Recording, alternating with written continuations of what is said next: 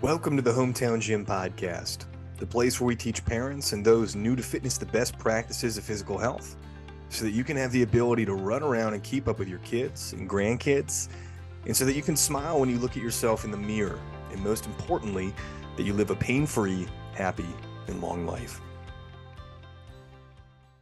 Hey, what's going on, guys? A very Merry Christmas and Happy Holidays to everybody that is listening and watching here today. Today, I want to tell my personal story about flexible dieting and strict nutrition.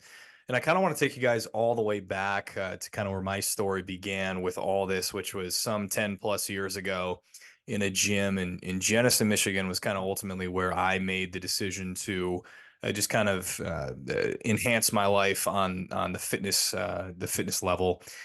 And I also want to say that it just wasn't done. It wasn't done overnight, and especially on the nutrition scheme, that was something that I really had a hard time navigating for quite some period of time. And you can fall into two camps with this as far as nutrition goes. There are the strict related nutrition eaters. These are the people that are doing the right thing pretty much every single day, whether they're eating, just whole related foods, your meats, your vegetables, fruits, things of that nature every single day and just making great decisions all the time. Hats off to you. I am one of those people very, very seldomly, and I can really only go about 30 days in a row before I get really bored. And honestly, I just want to have a little bit more flexibility with my nutrition scheme. All right. So my story goes back to, I think it was about the 2015 timeframe. I was about 2 years into kind of my fitness journey, and I really wanted to put on a lot of muscle. I grew up as a really skinny guy. I was a high school cross country and track and field runner. We ran a lot of miles. I was probably about 140 pounds, 6 feet tall, soaking wet. And it was hard for me to put on any sort of mass or muscle. And a lot of that is I really probably just didn't consume enough protein, to be perfectly honest. It wasn't that I needed to just consume a ton of food, but I didn't consume enough protein. I was probably doing too much cardiovascular exercise for my own good back then. I would still run a lot because I was good at it and I felt good when I would do that. And so what I did is I found this sample plan from a fitness influencer based upon what he was doing within his kind of mass gaining phase. And I won't say who it was, but basically what it was suggested was that you're going to be consuming large amounts of mass gainer, which was ultimately it's powder carbohydrate is basically what it is. In addition to eating, 6 to 8 times per week. And I had this really strict eating regimen for months. It was probably anywhere between about 3 to 6 months that I was on that single program. And I thought I was adding, a lot of muscle. I would look at myself in the mirror and I'm like, wow, I'm getting a lot bigger. And that was true. However, I was just adding a lot of mass. I probably did add some muscle, which was great, but it came at the detriment of adding weight that I didn't want. And it was the first time that I can ever remember seeing myself in the mirror where I couldn't see my abs anymore, and just looking at myself being like, wow, I need to lose weight, which was a first for me in my life. And I was about 22 years old at that time, and I was about 200 pounds. And so for there, I was researching different eating methods, and I talked about this in the previous podcast with intermittent fasting. And if you guys haven't listened to that, that's a big part of my success with some weight loss in the past was actually utilizing intermittent fasting. So if you haven't listened to that episode, maybe stop here, go back, listen to that one real quick, and then jump back into this podcast. But what happened after I found intermittent fasting was also just finding something called flexible dieting, or maybe more commonly referred to as track your macros or just eating by macronutrients. All right. The three macronutrients are protein, carbs, and fats. And basically, all you're doing within this certain eating style is you're trying to eat enough calories within a certain rep range or within a certain range while trying to achieve a certain amount of protein, fat, carbs on a daily basis. All right. And I would utilize MyFitnessPal in order to track the food that I was eating to make sure that I was kind of on the right level as far as all those different metrics were going to go. All right.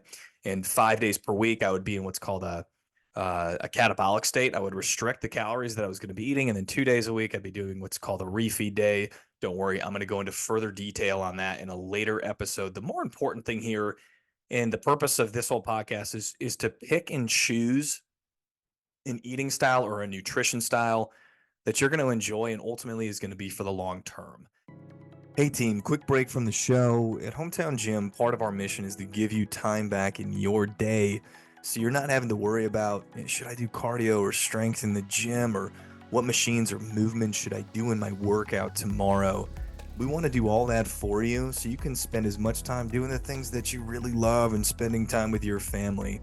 And new to Hometown Gym, we have nutrition programs and recipe packs. These guides include many recipes of high protein, 5 ingredient, and even gluten free options to optimize your nutrition. Within our nutrition packs are also sample weekly nutrition programs, so the meals are planned for you. And we even provide grocery lists so you don't have to put any thought into this at all. What's even better is the meals are set up to feed a family of 4, so you're not having to create multiple meals for the family. If you'd like more information, travel over to hometown.gym.net to check it out. Let's get back to the show. And I would say if you don't really know what that's going to be, maybe choosing something that's more on the flexible dieting regimen is going to be better for you, at least to kick it off. And if we think about it like this, where if you're going to be in a calorie restriction or you're going to be really good about what you're eating 5 days a week and then 2 days, you're kind of giving yourself a break.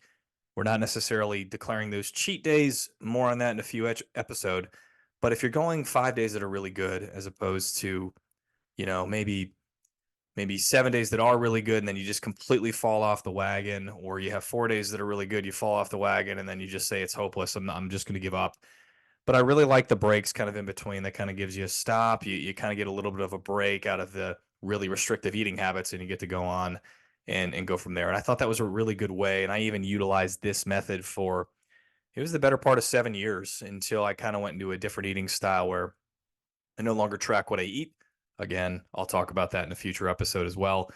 But again, the most important message here is just picking and eating a nutrition habit that you're going to be able to take for the long term. And there's really two types.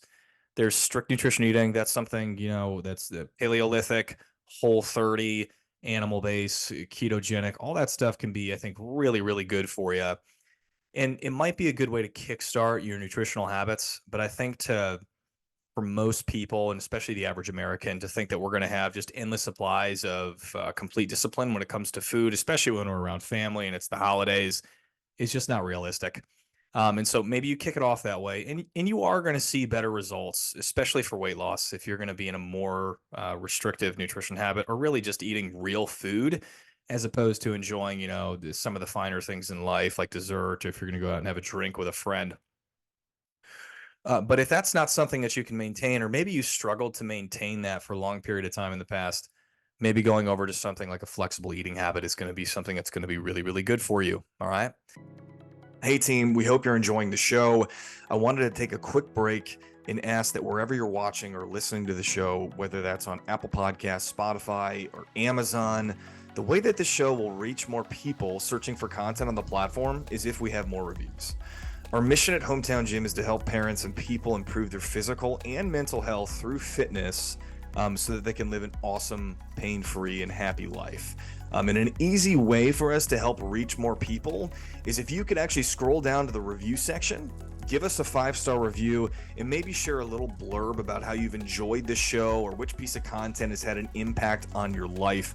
From the bottom of our hearts, and the future listener who reads your message and starts to take action in their life, we thank you very much. Let's get back to the show. On the flip side of that, if you have tried flexible eating and that has not worked for you very well, okay, it could be just because of the combination of foods that are not so good for us is affecting your metabolism, or your glycogen levels and spiking blood sugar, and maybe you're not as insulin sensitive as you would like to be.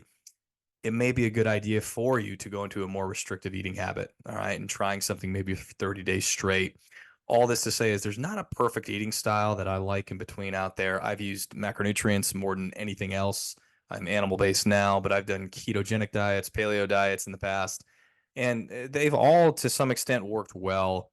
But macronutrients, at least for me, allowed me to eat in a certain way that was pretty healthy for a very long period of time, which is really the most important thing when we're talking about just longevity of life and setting up some sort of a system that's going to make you successful with whatever you're trying to accomplish within the gym. So food for thought, and the takeaway from this is, especially as we're going into the new year, and I'm sure a lot of listeners on here are going to say, "Hey, I've got a New Year's resolution, and I'm going to do XYZ, or I'd like to lose 10 pounds." Let's have a plan when we're going to be going in and doing that, right? Are you going to kick it off with 30 days of kind of a reset and then go into something that's going to be more flexible, or maybe do something that's going to be more flexible from the start? And just know that, hey, in order for me to get to my goal weight or lose the 20 pounds, it's just going to take a little bit longer, but it's a more sustainable eating habit for myself over the long term. If you guys have any questions about these methods, you guys can email us over at info at hometown.gym.net. If you guys have any future episodes that you guys would like us to talk on, we're going to be bringing on dietitians in the future. We're going to be bringing on chiropractors and physical therapists, and we're going to be talking to some nutrition experts as well. I would love to hear from you and what you guys would like to be hearing about. This show is not just so I can get up here on my soapbox. I genuinely want to help others and help people and help parents and people live a long, happy, healthy life into their 90s. Again, happy holidays to you all. I hope this helps. We'll see you next time.